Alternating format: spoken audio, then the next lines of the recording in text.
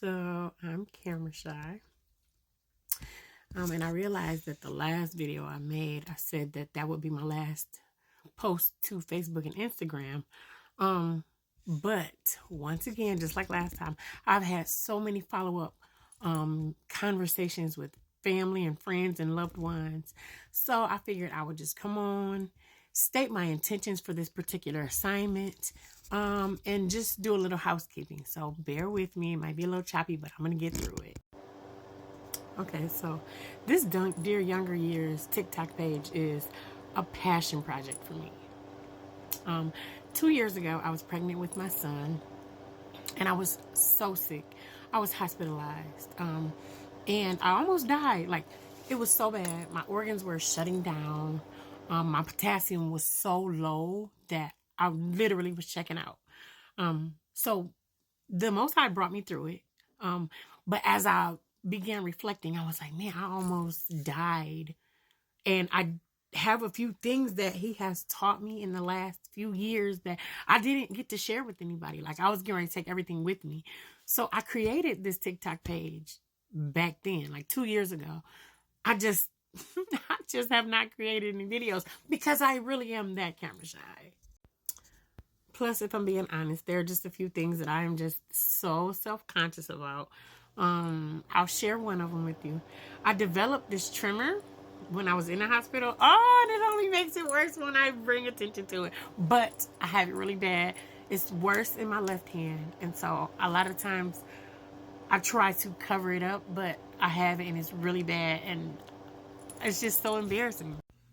And that's just one of them. That's just one of the things that makes this so difficult for me. Amongst other things, I am so just like eclectic and eccentric and colorful that I know I'm not everybody's cup of tea, cup of joe. I'm not everybody, like my audience. I don't even know how to put it. I'm not for everybody. If I'm being honest, I have been invisible most of my life. Like, invisible. Like, when I was a kid, I just was never, like, I was not a cool kid. I was not everybody's favorite. I was never, like, chosen. I was just always invisible. I wasn't preferred. Like, it's so funny. I tell my kids this, and this is embarrassing too, but I'm just going to share it. I was, like, if the boys didn't even like me. I was invisible. I was clear, cellophane. Screen projector, the film for the screen projector, I was clear. All the boys used to flirt with all the other girls except for me. So I remember being in middle school and high school, and I don't know what it was back then, but like the boys would, like, flirt with the girls, and they would like poke their sides, and everybody be like giggling and tee-head. I'm sitting in my locker like, ain't nobody gonna poke me? This was before Facebook poke and probably MySpace or whatever you did on MySpace. I never got like that is so embarrassing. I understand now, all these years later, that was the Most High's protection for me. Was to just kind of, he just had me like tucked away.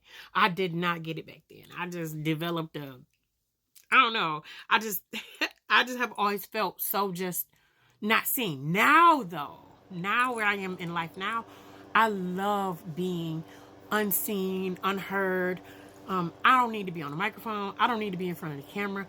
I don't enjoy the spotlight. Like, I now in life, I truly enjoy being invisible. I truly enjoy keeping my thoughts to myself. I don't even like sharing my opinion because it's a superpower to keep my thoughts to myself now. Back then I thought it was like I was debilitated by not being seen. Now I'm like emboldened and strong and powerful just by being unseen, unheard, unnoticed. This project, this passion project, is just a means of me hoping to help somebody. I am sharing things on here that I wish somebody had shared with me when I was younger. My mom tried. My mom is such a giving person. She's such a wonderful, remarkable woman. I just wasn't ready to receive from her when I was younger. So now I'm hoping that somebody somewhere, a young lady, I hope, can look and say, I didn't think about that like that. And can take ideas and tips and tricks and, you know, do more, go further, go faster, like catch on, be domestic. I was not a domestic girl. My mom tried to help me with that. Because my mom is a servant at heart. She's very giving, very hospitable. I wasn't then. Now I am. Like, I've turned into her now. But it took me so many years just to catch on, just to get with the program. Another part of me that has healed is my attention to detail. When I was younger, I didn't do good, and I did not apply myself in school, at home, like with chores and stuff, at work, in my younger jobs.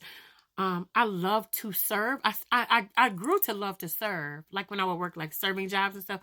But side work, like help in the house, no, I just wasn't. And my husband is so patient. He's so patient. Because when we got married, I was not very domestic. I probably lied to him and told him I was going to be domestic. I've since learned to be domestic. His prayers plus my prayers have produced that. But when I was younger, I wish someone had shown me little, ways to go about being better at that. I just wish that I had grown out of being an underachiever much earlier than I did. So another thing, though, that has developed is just like settling myself. Settling myself.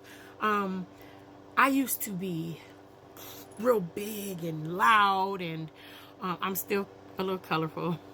I'm still very colorful. I can't change that. But like, I used to wear big hair and big, I've grown out of a lot of that. I like big hair wraps now. I generally wrap my hair the way I envision my ancestors wrapping their hair. But even like with makeup, I used to wear like makeup and all of this and that. Now I just wear these blue light glasses. My husband and I worked for a medical supply company a few years back, and I purchased so many pairs of blue light glasses. So I still wear these just because I still be trying to hide. Low-key, it's because I really am camera shy. I really am camera shy. But I said all that to say, this channel is I just want to be able to help my little sister somewhere. I just want to be able to reach out and say, sweetheart, try this. Now, here's the housekeeping portion of this. I realize that there's money to be made on these social media platforms. However, that is not why I'm here. And there's no tea. There's no shade to anybody. That is, by all means, stack your coins, honey. Stack your coins. But I didn't even promote this page to my friends and family. And people sending me links of mine and screenshots like, Ray, I found you on TikTok. I'm like, you did. I only know like 14 people on this app. And it's not even my goal to grow. I just want to share and get back to my big main project. My main project is this house and this man and these kids. I want to like really focus on that. So I'm not going to be on here asking you to subscribe, share, pin, post, repost, send it to somebody. And that's just not my focus. I'm not a member of Group 7. I don't have hopes of becoming viral. None of that. Just hear my heart. I'm not doing this for income. I'm doing this for outcome. I'm hoping to help somebody, to reach somebody.